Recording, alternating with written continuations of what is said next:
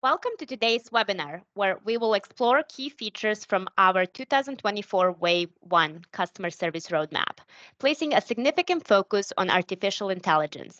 Thank you for joining us as we take a sneak peek into the functionalities of Copilot for Service and the compelling business value it brings. I'm Sarah Latsif, your moderator for today, and I'm delighted to introduce my colleagues Taha and Jeff, who will be our featured speakers. We're thrilled to have you with us. A few housekeeping notes for everyone. This webinar is being recorded. And as we progress through our content, feel free to post your questions in the chat and we will address them either at the end of the session or in the chat with more details. Your engagement is highly encouraged. So without further ado, let's dive right in. Jeff, over to you. All right, perfect. Thank you, Sarah. And, as was mentioned, my name is Jeff Ogile. I'm here with my colleague, Taha Hussein, and it's our pleasure to be with you today. So with that, we'll just dive right in. And just to start, quick reminder, that information shifts in part because of the rapid and dynamic nature of market conditions. Microsoft makes no warranty representation here that features discussed here will be commercially released. This is just a normal disclaimer, and we want to encourage you to always refer to the Dynamics 365 release planner that's found on our website for the latest feature and availability dates. All right, so let's start off by just reviewing some of the Wave 1 release summary, and more specifically, really some of the themes that are present here. And, right at the very top of our list is maximizing agent productivity. So always kind of keeping top of mind, what can we do to help the agent become more productive? How can we help them to resolve cases, issues quicker? How can they be more efficient in helping customers? How can we improve things like customer satisfaction, reduce things like average handling time? We're also thinking about enhancements in the voice and messaging channels area too. So again, getting back to meeting customers where they reside, interacting with them on those channels of choice, on their preference. Also thinking about things from an administrative perspective too, what can be done to help optimize contact center operations? How can I leverage things like a health check to really make sure that things are running smoothly? How can I have something that's proactive to help me keep an eye on things and make sure that my operations are truly optimized? And then, as Sarah mentioned at the beginning, we're really infusing artificial intelligence into all the experiences. So not just with the customer, but thinking about our agents and the supervisors as well. Of course, always leaving those individuals in control, but providing them that co-pilot, providing them that support in the form of artificial intelligence to try to make their lives and their jobs easier and more productive along the way. And of course, continued integration we see of the nuanced capabilities throughout our entire platform and portfolio. All right, so if we start off with kind of one of the first major features here within agent experiences, it's all around forecasting case volumes, not just at the daily level, but even at 15-minute intervals.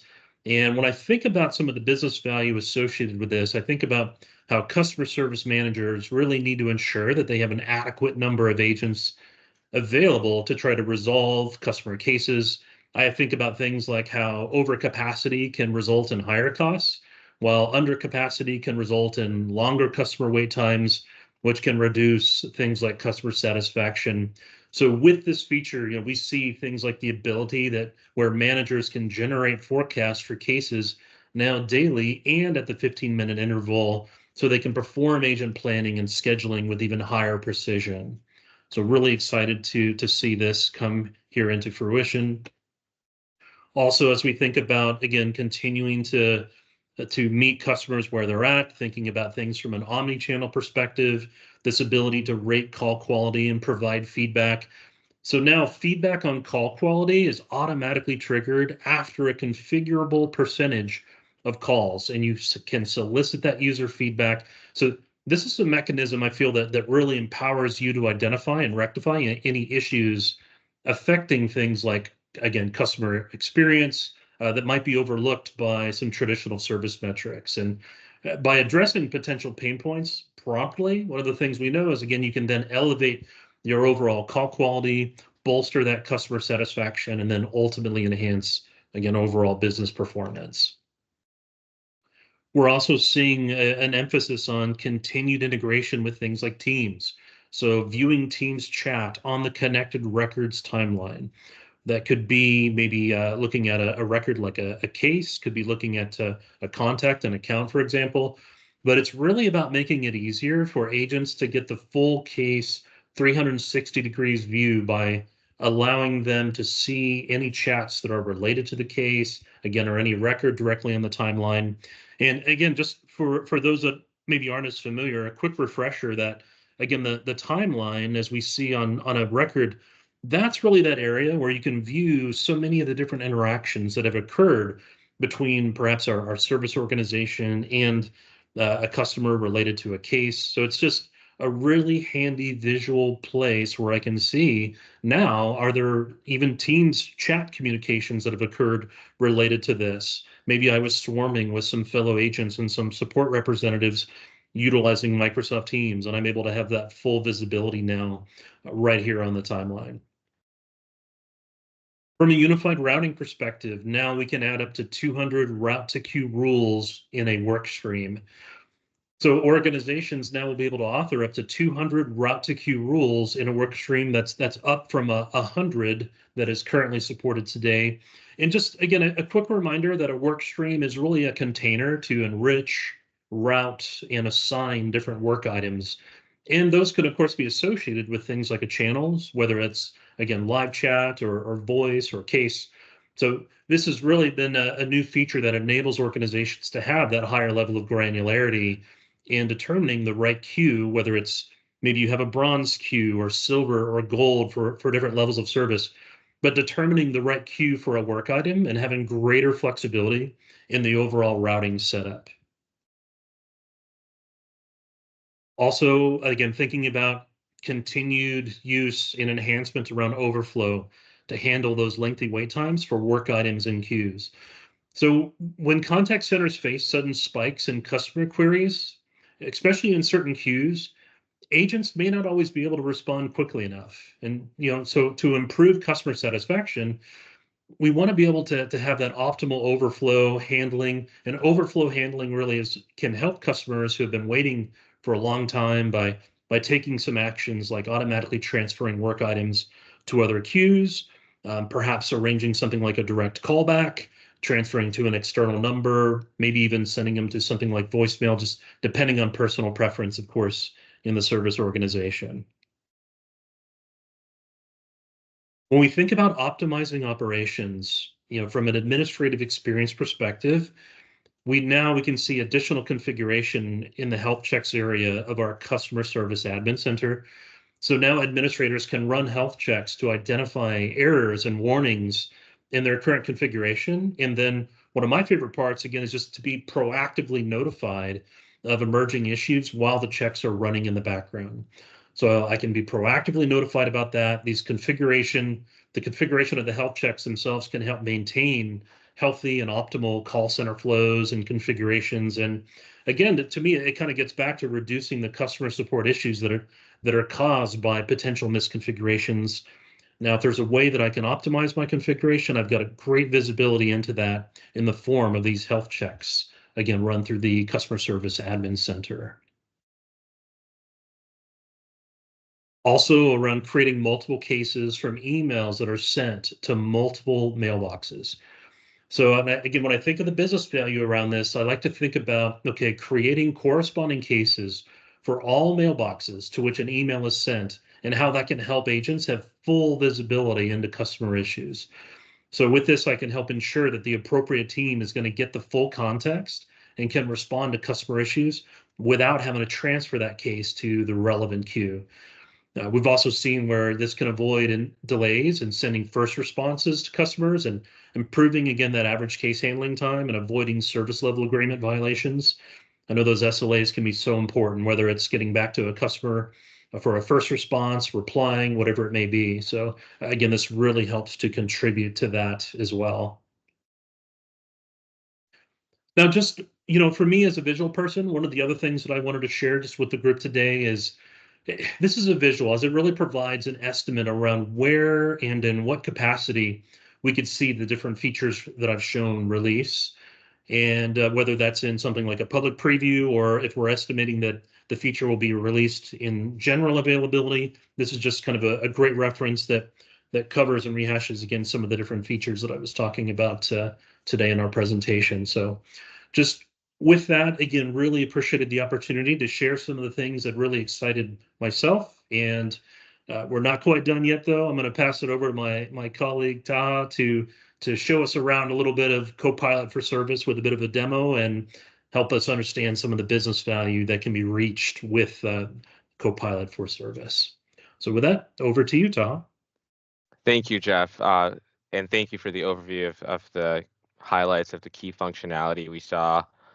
Yeah, I want to go over Copilot for Service. That is something Microsoft's announced around our Copilot offering specific to the customer service focused modules. So without any further ado, I'll jump right into it.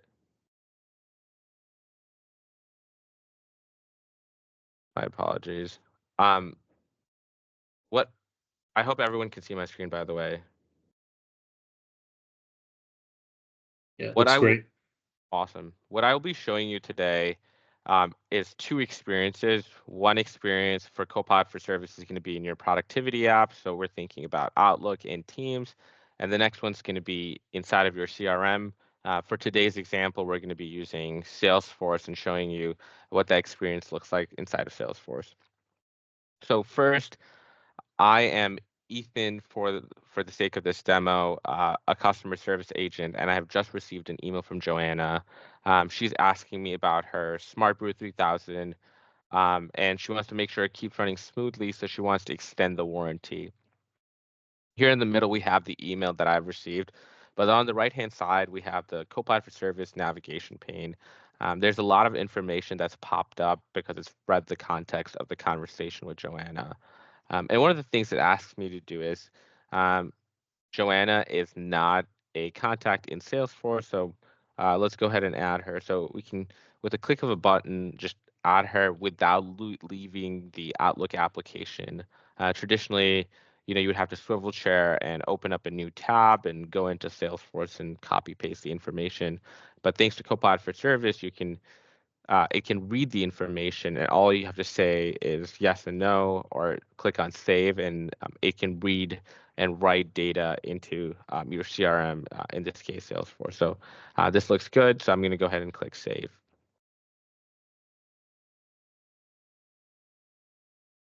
Now that the contact is saved, I can go back and address the issue that Joanna has.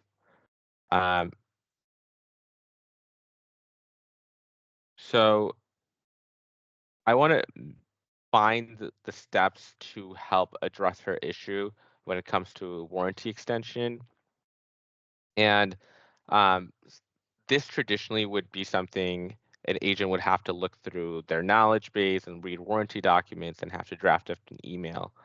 But because Copilot for Service is not only connected to your CRM, but also your internal, external knowledge bases, it can take that information and cohesively draft an email. So we can click on draft an email here in the Copilot for Service pane, and then it'll give us a few options of what we want to do. We want to just go ahead and resolve the customer's problem. And here, when we do that, it intelligently reads the information from the knowledge base, drafts an email. This looks really good to me. It's very short and to the point, and it addresses the customer's issue. So I'm going to go ahead and click and add to email. And once I've added that to the email, I'll go ahead and send it. Now, a few days later, we receive another email from Joanna saying, hey, thank you for the help. Those steps worked for me. But in the same email, she addresses another issue that's happening where she is hearing a weird sound come in the coffee machines, and she doesn't know how to address it. So we'll go ahead and respond to her. As Copilot is also reading this conversation, it understands that the best solution here might be is to get on a call with her. Because Copilot for Service is connected to your Outlook and can look at your schedule, it can suggest a time very, very intelligently. So we suggest, hey, let's get on a call. And on the right-hand side, you can see, hey, I have an availability on my calendar at 10:30. So with a click of a button, I can schedule a meeting with Joanna. It also, as I'm scheduling, it's providing me a case summary of that information and other contextual history. So we're never leaving our flow of work. The information and the context we need is always being provided in our flow of work, which is really, really nice. This looks good to me, so I'll go ahead and send it. Next, it'll jump into kind of a mock Teams call. So here we have Joanna and Ethan on a call conversating about the sound issue. The great thing is Copilot for Service also exists here in Teams. So again, it's available in your flow of work. So you're never having to leave that, and you're addressing your primary function of addressing the customer concern. So we'll go ahead and launch it. And Ethan asks, what solution do we have for an unusual blinking light in the Smart Brew 3000?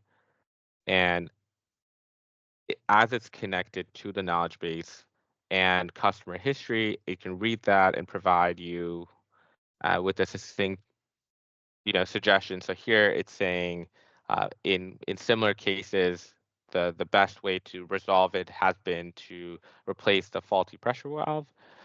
So Ethan then asks, is it covered under warranty? And it can go ahead and read the warranty documents, and it is covered for manufacturer defect as well as natural wear and tear. So the next ideal thing here would be for Ethan to provide Joanna with a replacement. Typically, he would again have to leave and go into an ERP, um, your ERP, and create a PO and purchase the product. But because of the extensibility of Copilot for Service as it's built on Copilot Studio, you can connect your ERP systems and build on actions such as replacing something for a warranty defect. So because it is built like that, we can go ahead and just, without leaving that conversation, um, order the replacement valve, and all we'll do is create that purchase order, tell you the price of it, the order ID, and all you have to do as an agent is confirm. So we'll go ahead and confirm, and then the order was successfully created. Next, thanks to Copilot for Service being connected to Teams' recording and transcription, what Ethan would typically have to do would be take diligent notes and write down action items, but not anymore because Copilot for Service does it for him. So here we have a summary of the conversation, the follow-up action items, and then just it being empathetic to say, hey, feel free to reach out to me if you have any other concerns. This looks good to me. Uh, as you can see, it is something that Ethan or any agent can edit and make it personalized, but it has a very good baseline to go from. So we'll go ahead and click on send. Now we're going to shift gears and show you this experience inside of a CRM. So Copilot for Service is embeddable. This is coming in the new.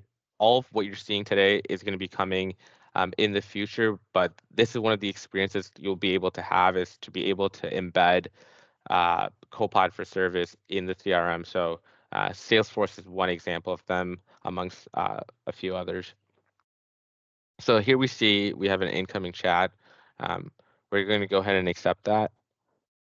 And we're speaking with Alex. Alex is having issues with their Smart Brew 3000. It's too bitter. How can we fix this issue? And here you have the Copilot service embedded experience already in their service console that's built in. So we're going to go ahead and chat with Copilot for Service here. And similarly to what we saw in the last experience, it's connected to your knowledge base. So Again, it's providing information from your knowledge base, provides you citations of where they read it from. So here we can click on a citation. It takes us to the knowledge article. Looks pretty legitimate. So we're going to go ahead and close that and copy paste the information that we had and send it to the customer.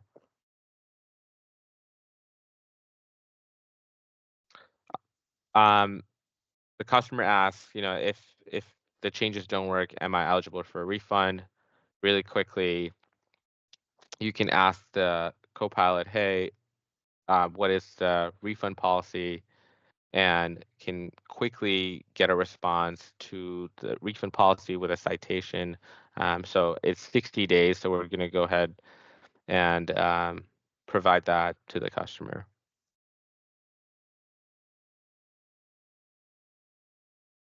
This looks good. Now shifting gears, the customer asks, hey, I made an order last week. Can you check on the status of it? So just because Copilot for Service is connected to your CRM and your knowledge base, but it's also can be connected to other systems that allow your agent to have the most optimal experience without leaving the flow of work. So here we can, check because it might be connected to not only the CRM, but also the system that CRM is connected to for your supply chain. It can check on the status of an order. So here we're going to ask Copilot to check for an order status. It will ask us what the email is, and we can enter the email the customers provided us. The order is active and will be dispatched in 2 working days. And now we can communicate that to our customer and send it to them. So that, in essence, is what Copilot for Service is. There are a few experiences that exist, and they'll be coming in the near future. The best part of Copilot for Service and what we saw today is you're in your productivity apps and in your flow of work, and you're never having to leave it. The big gains here is, time to resolution, because it supercharges your agents to, get the knowledge article they need, get the order information they need, not have to swivel chair to feed data into your CRMs. It saves them a lot of time and really, really supercharges them and allows them to stay in their flow of work. And because it's extensible, you can really make Copilot for Service really configured to what your organization's needs are and things your agents might need. It might be sometimes ordering stuff from an ERP system. It could be something else. And because of the underlying building block of using Copilot Studio, Copilot for Service is really, really supercharged to help your customers. But I want to thank you for paying attention to the demo. With the end of the demo, we'll open it up to any questions that you might have and address them.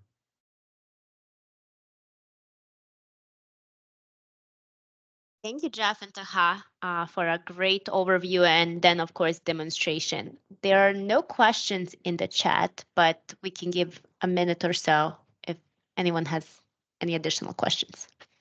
Yeah, please use the Q&A tab and we'll address or answer any questions.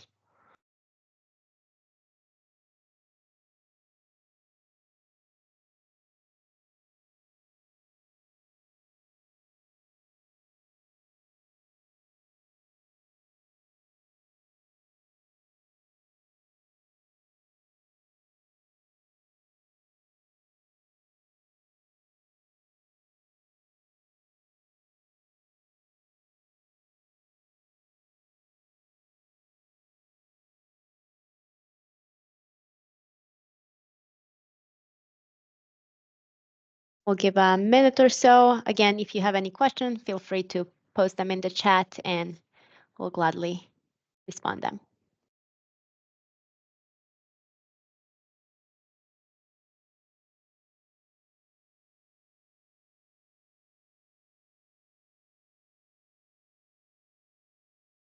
If not, Taha, I think we can wrap it up and Thank you so much for your time today and joining us. We will have a couple more webinars coming in next few weeks, so please stay tuned and join us.